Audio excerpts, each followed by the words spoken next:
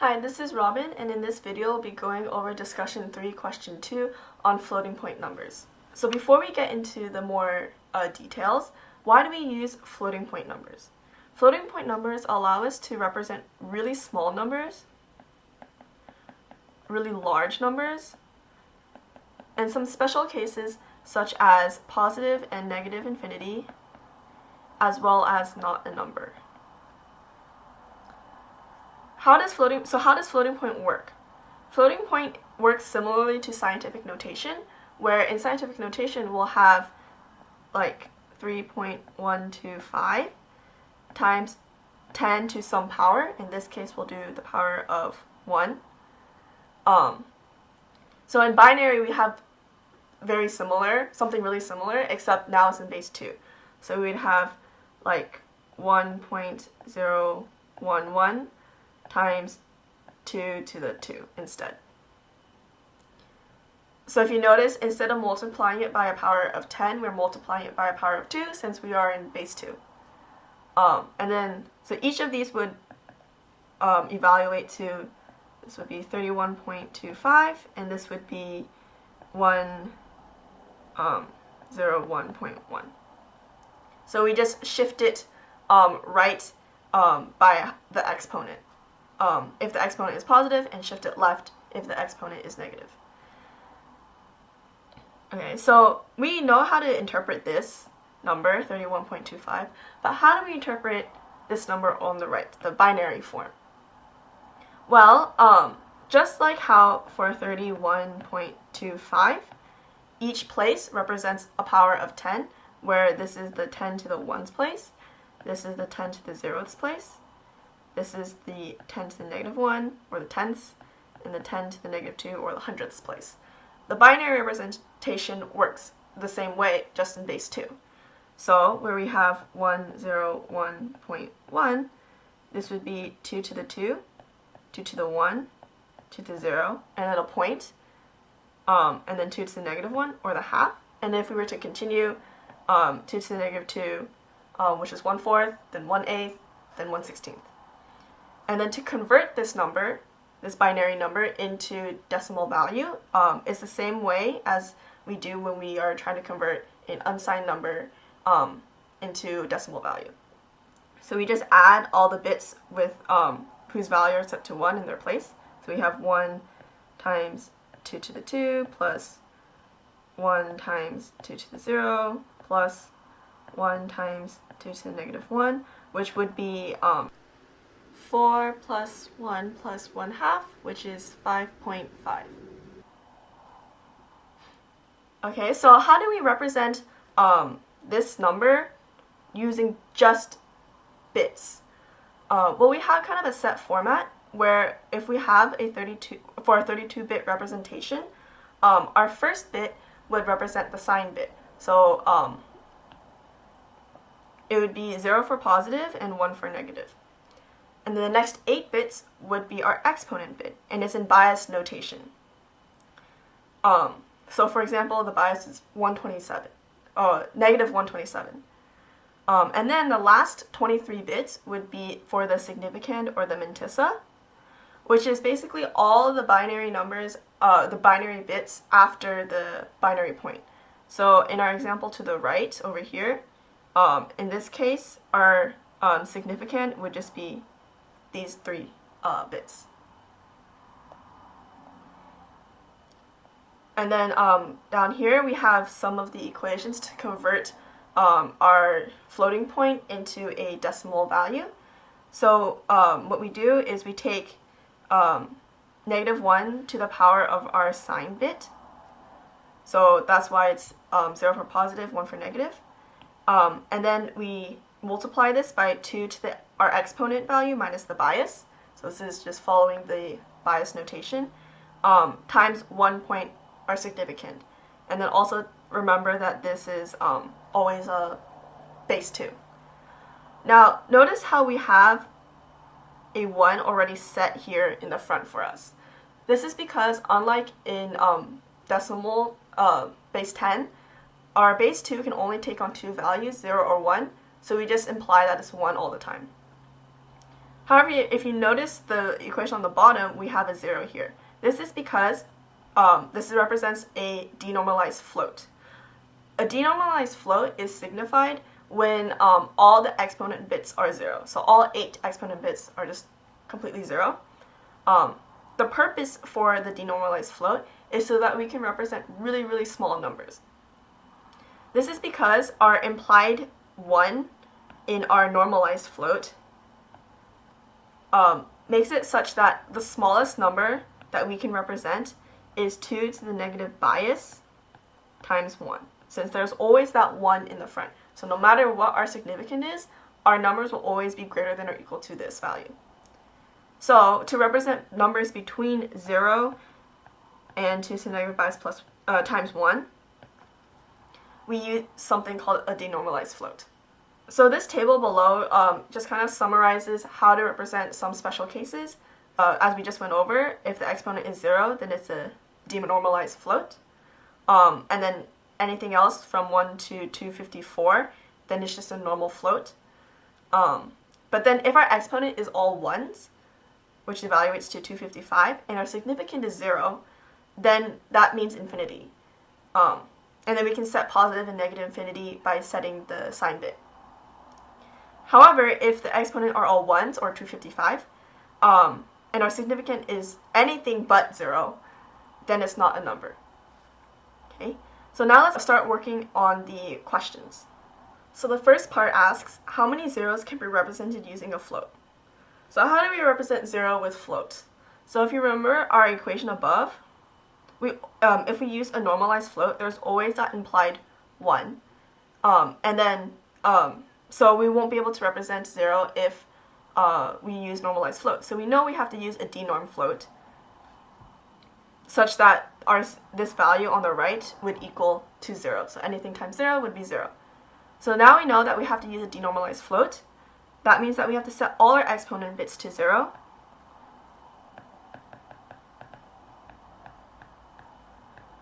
And then we want to multiply this by 0, so our mantissa bits are also 0. I'm not going to write everything down because it's like 23 bits, but yeah, essentially it's all 0. And then, because now this portion of our equation equates to 0, it doesn't matter what our sign bit is. It can be 0 or 1. Therefore, we kind of have a positive 0 and a negative 0. So there are 2 ways to represent 0 with floating point numbers. And if we convert it to hex, the 2 ways would be 0x 0, 0, 0, 0, 0, 0, 0, 0 for our positive 0, and then 0x 8 0, 0, 0, 0, 0, 0, 0 for our negative 0. So question 2.2 asks, what is the largest finite positive value that can be stored using a single precision float? So first off, we know that the number that we want is positive. So we set our sign bit to 0. Now we want to maximize both our exponent bits and our significance. However, remember that if we set all of our exponent bits to 1, then that would be signifying either infinity or not a number. So we want to set it such that all our exponent bits are 1 except for the last bit to maximize our exponent. So that would be 0b 1 1 1 1 1 1 1 0. So this is the largest the exponents can be without making it not a number or infinity. And then again, we want to maximize our significand or mantissa. And to do that, we just set all our bits to 1. I'm not going to write all of them just because it's a lot of numbers. But yeah, so all 23 bits of our mantissa is 1. So now putting this all together, I'm just going to represent this in hex. We get 0x 7 f 7 f f f f. But what does this number mean in decimal value. So plugging all our values into this equation, we get -1 to the 0 times 2, and then our exponent bit is 254 minus bias, which is 127, times 1.111 da da da da da. So we kind of can interpret the left side of it, but how do we interpret this binary number? So remember that the binary number is equal to like 2 to the 0 plus 2 to the -1 plus 2 to the -2 all the way to 2 to the -23. So if we take into account just this portion, this is actually equal to 1 minus 2 to the -23. I'm going to explain this just really quickly. So let's take a smaller example of this where we just have 2 to the -1 plus 2 to the -2. And we know that this is 1/2 plus 1/4, which is 3/4. And we can also interpret this as equaling 1 minus 2 to the -2, or 1 minus 1/4. And then we can kind of expand upon this pattern to 2 to the -1 plus 2 to the -2 plus 2 to the -3, which is 7/8.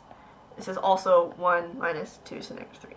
And this pattern continues as long as you want, which is why that second portion is equal to 1 minus 2 to the -23. So in total, this whole thing is equal to 2 minus 2 to the -23, because this is. So now that we've interpreted what our significant portion of the equation is, we can now put them all together. So we would get our value is equal to 2 to the 127 times 2 minus 2 to the -23. So that is the largest positive number that we can represent with floating point. So the next question asks, what is the smallest positive value that can be stored using a single precision float? So now this time, we want the smallest, and again, it's positive, so a sign is 0. And then remember that normalized floats can only represent 2 to the -127 as its smallest value. So to get even smaller than that, we want to use a denorm float. So now our exponent is just all zeros.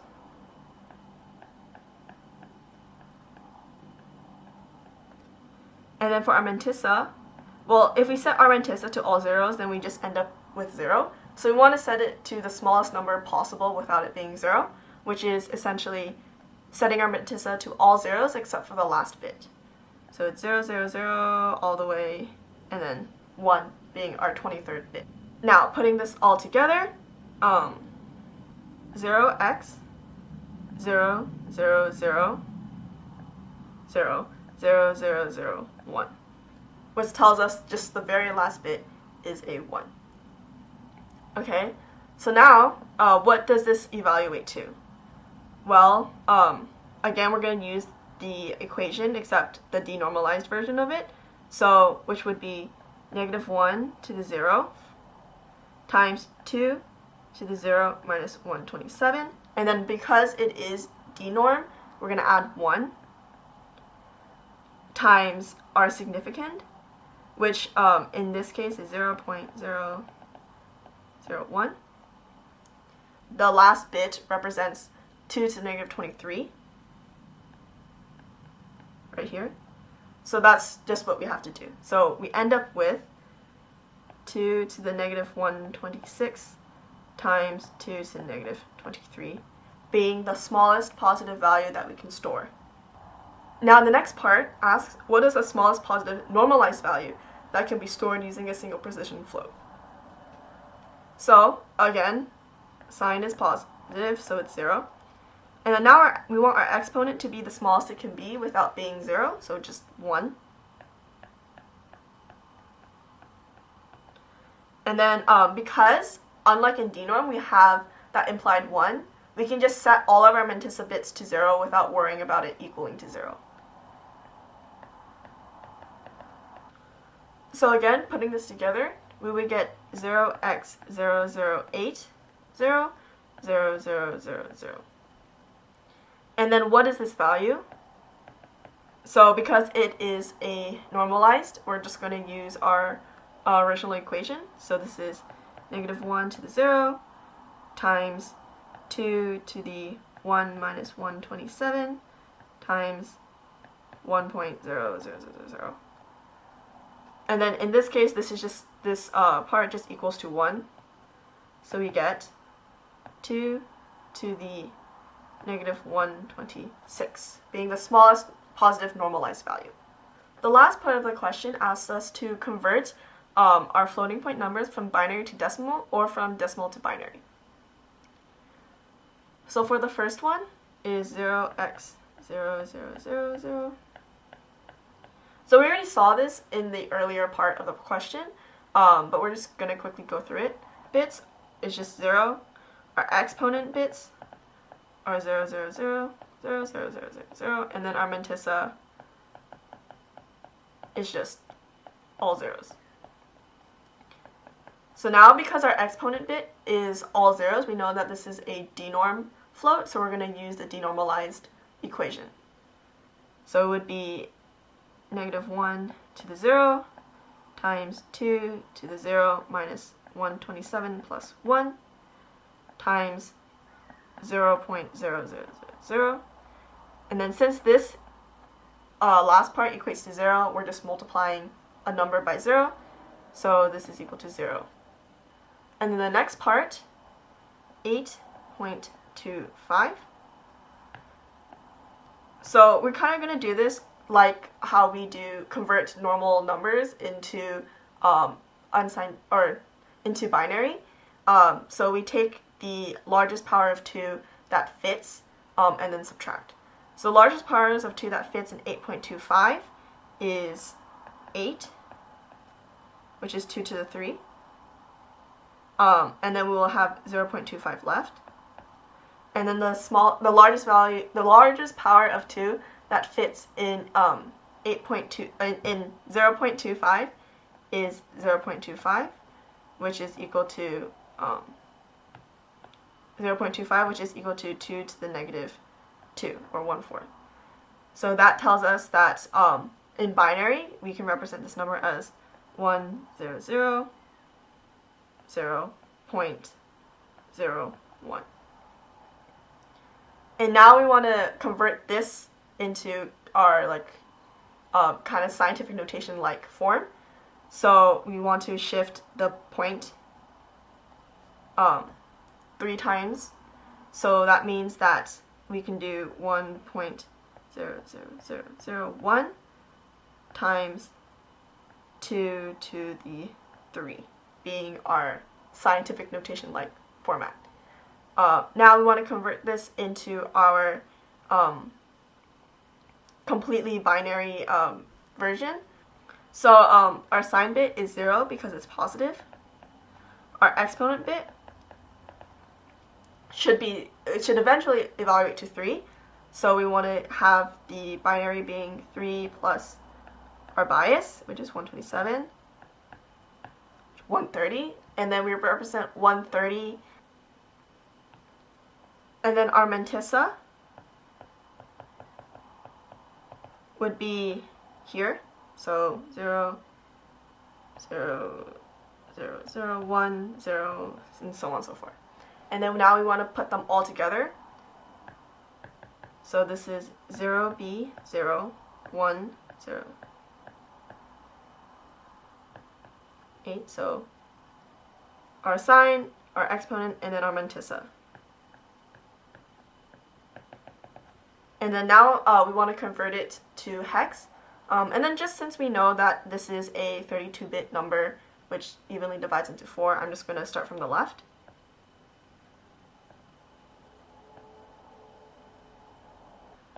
So this is 0x4, 1, 0, 4, 0, and then the rest are zeros.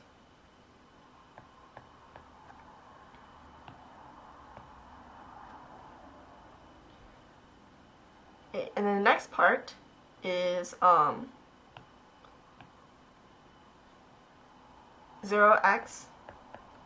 0, 0.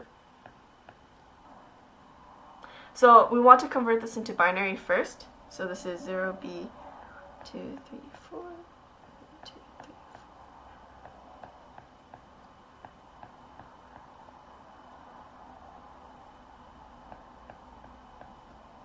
4. And then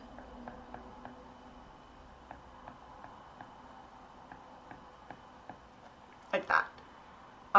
And then we split this into our binary, into our sign, our exponent, and our mantissa. So this is our sign, the first bit.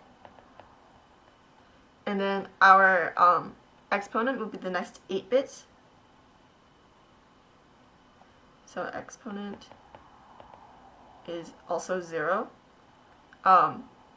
Minus is all 0, but to kind of interpret this, because this is a denormalized float, since all our bits are 0, so minus our bias plus 1.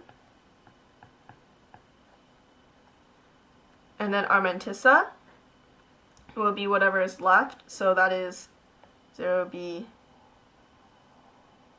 0, 0, 0.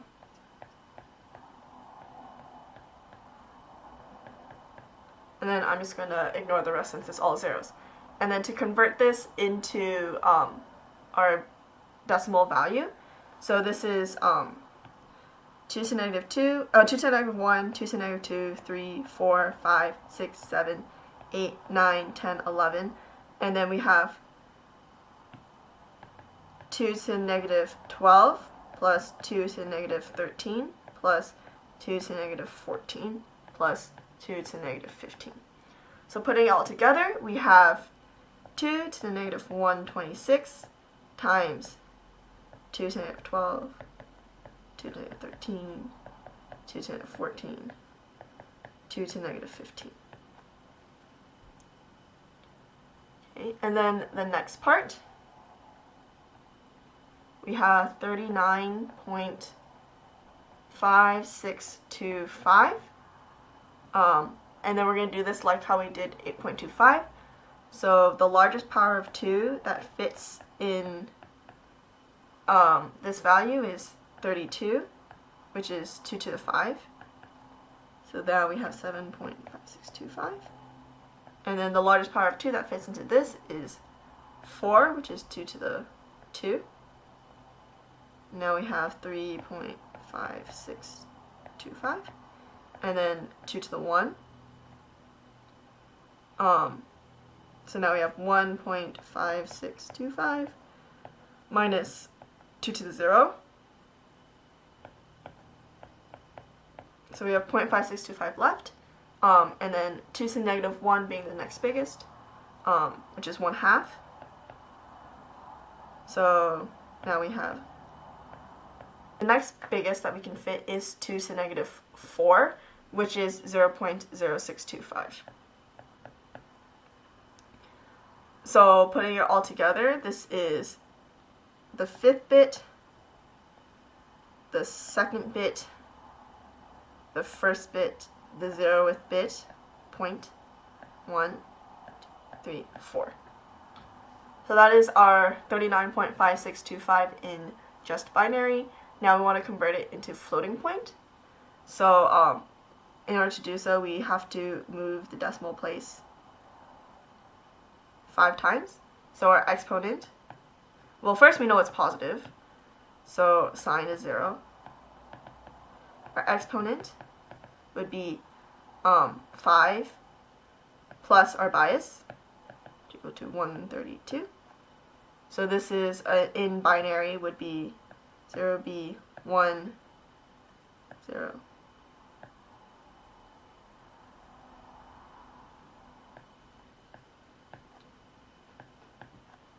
That for 128 plus 4. And then our mantissa would be all of this right here. So that's 0, 0, 1, 1, 1, 1, 0, 0, 1. And then putting everything together in binary, that would be, so putting everything together in binary, that would be 0, B, 0, 1, 0, 0.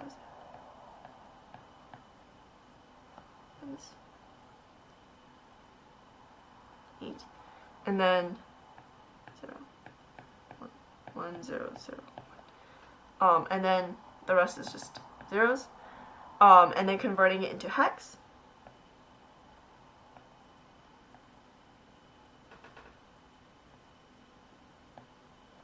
That would be 0B 4, 2, 1, E 4, 0, then, oh sorry, 0x, my bad.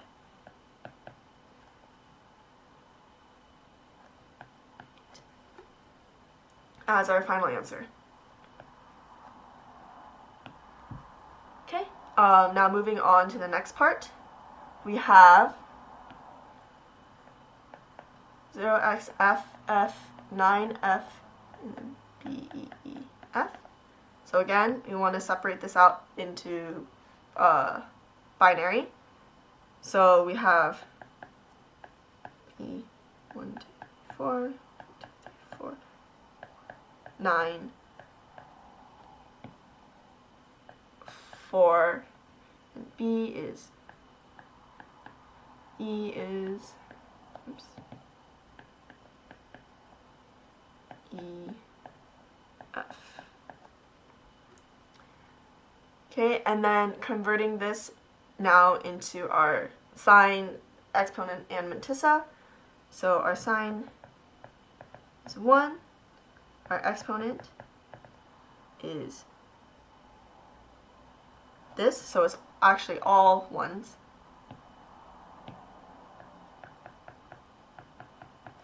And then our mantissa, well, we actually don't need to figure out our mantissa because we can see that it's not 0, and then remember that if all of our exponent bits are 1s and our mantissa is not 0, then it is not a number.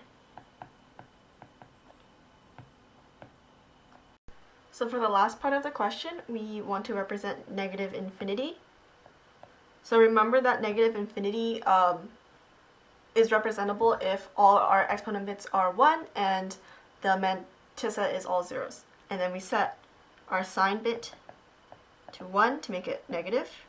So exponent bits are also all 1s. And then our mantissa is just all zeros.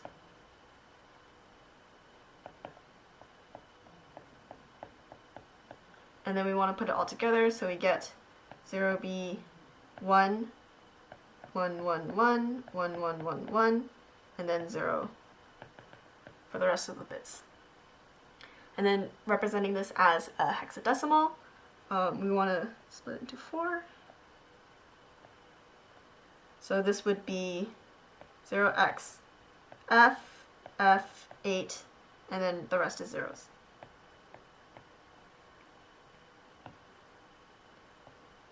And that concludes question 2 for discussion 3.